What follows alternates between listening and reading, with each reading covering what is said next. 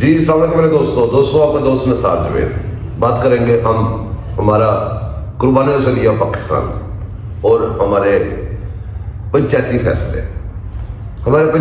ہمارا supreme court ہے، دوسرے کورٹس ہیں، لیکن کبھی انہوں نے کورٹس کی طرح کام نہیں کیا. نہ بکس کھولتے ہیں، نہ ان کو کبھی ضرورت پیش آئی ہے آئین کی بک کھولے، قانون کی بک کھولے. شروع سے وہاں پہ پنچایتی فیصلے ہوتے ہیں.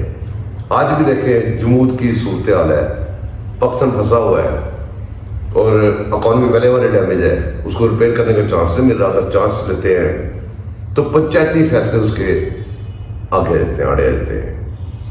ہم اتنے پیچھے ہو جا رہے ہیں، دنیا آگے بھی جا رہی ہے. اور یہ آج پہلی دفعہ نہیں ہو رہا، یہ کئی دفعہ پہلے ہو چکا ہے سب کچھ. یہ ہم لوگ سارا برداشت کر چکے ہوئے ہیں. میرے دوستو، اگر ہم آج بھی انہی پنچایتی فیصلوں کو عزت دیتے رہیں گے، میرا خیال ہے ہمارا ملک کبھی آزاد نہیں ہو سکے گا.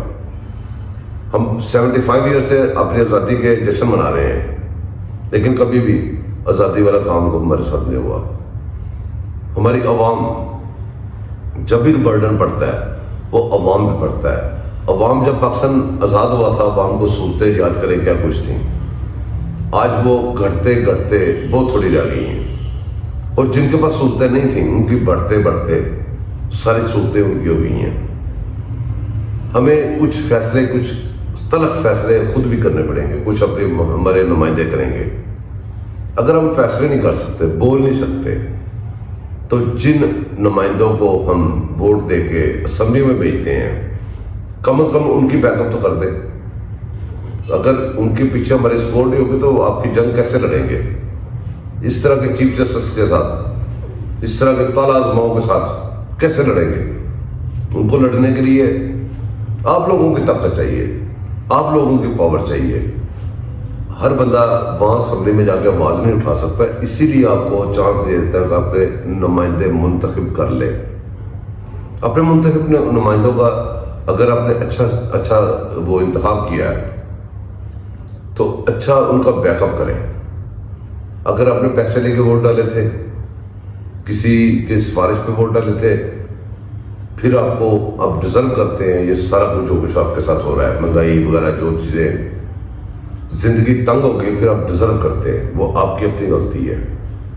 اب اگر زندگی میں دوبارہ چانس ملا، کوئی سفارش، کوئی پیسے، کوئی چیز دیکھے بغیر، آپ لوگوں کو چاہیے اپنا صحیح نمائندہ منتخب کریں، پھر اس کی بیک اپ کریں، اس کے اوپر چیک اینڈ بیلنس رکھیں.